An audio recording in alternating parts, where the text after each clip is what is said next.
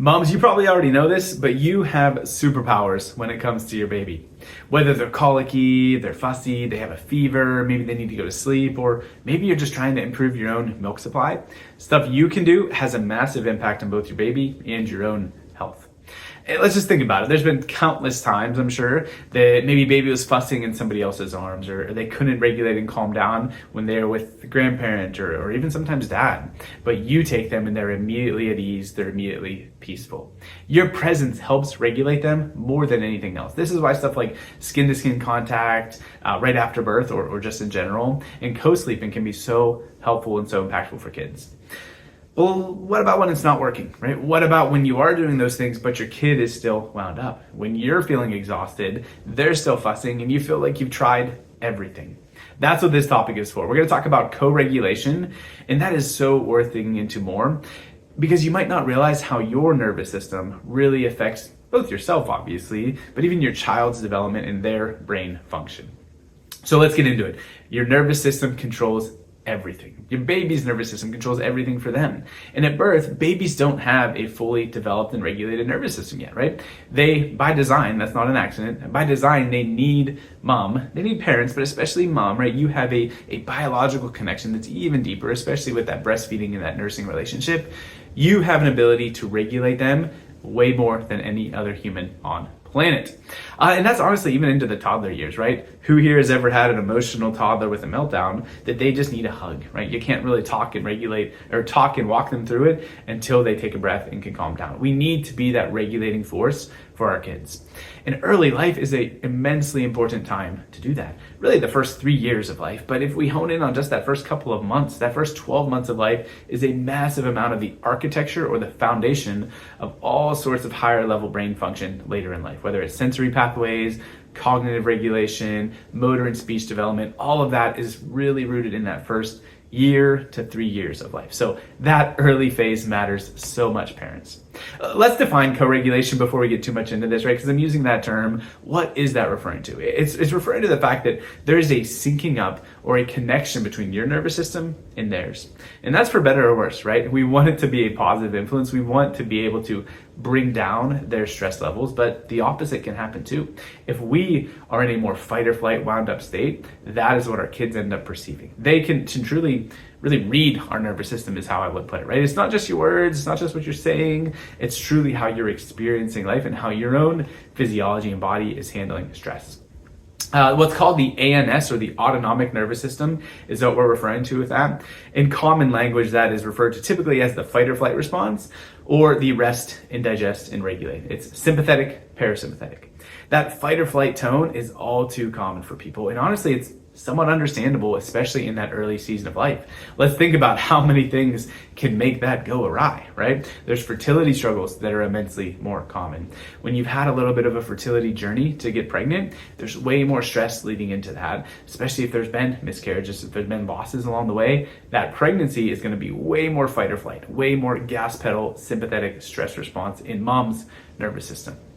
What that tends to also get compounded by is just a lack of support in pregnancy. This is a whole other topic on its own that we can get into and we have in other videos, but we don't really take care of moms well during pregnancy, right? We treat pregnancy as this horrible disease that you get diagnosed with and you just hope that you make it out the other end alive, where that should be an empowering, positive season of life. You should take on birth with this feeling of like, my body did this, I can do anything.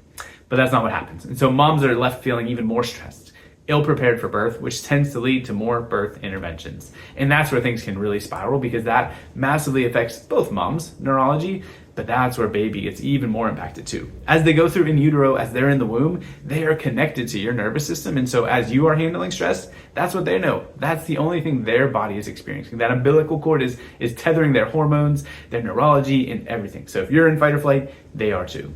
What happens at birth is when we have physical interventions, when there's pulling, turning, twisting at that head and neck from C-section, forceps, vacuum extraction, or just manual assistance, or maybe there's really prolonged pushing, they were sunny side up, they were twisted, they were turned a little bit, all of the many things that go awry in almost every birth. When that happens, it creates that massive stress response in kids because that calming, rest, digest, and regulate side of our nervous system is primarily coming from one nerve that's at the base of your skull, the upper neck. The vagus nerve is that calming center. So when this is off, when we're impacted in that very top of the neck, it's gonna be the main breaker that blows. It's gonna be like the main fuse has switched off. And so now that kid is only in fight or flight.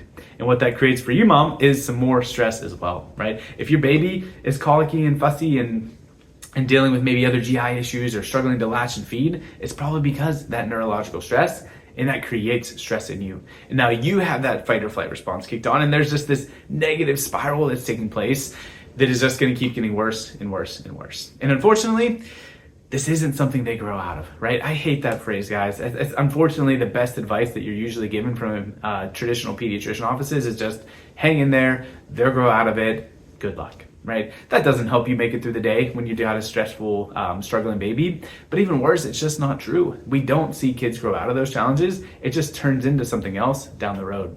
We see the colicky, fussy babies are the ones that have the ear infections later on, and then tonsils, adenoids inflamed, and other maybe asthma and allergies, all the way through motor and speech delays, sensory processing challenges, anxiety, ADHD struggles. Those are so frequently founded and started in that start to life.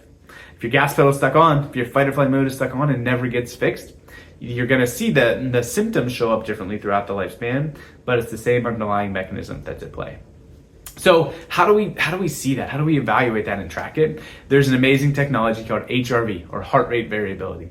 It's one piece of the scans that we do here at Thrive as a part of our neurological assessment, and that HRV measures how are we adapting to stress. How are we handling that fight or flight mode? Are we in survival mode and just running at 1,000,000 miles an hour, or are we in a more balanced, adapted state? If we're in stress, your growth, development, rest, digest mode gets shut off, right? Your body's smart. You can't be in growth and protection at the same time. And so if you're stuck in fight or flight, all of the sleeping, feeding, emotional regulation, wellness stuff is gonna get put on the back burner. So moms, that's what I would encourage you to do. Find out how your baby's nervous system is handling stress. Find out how your nervous system is handling stress.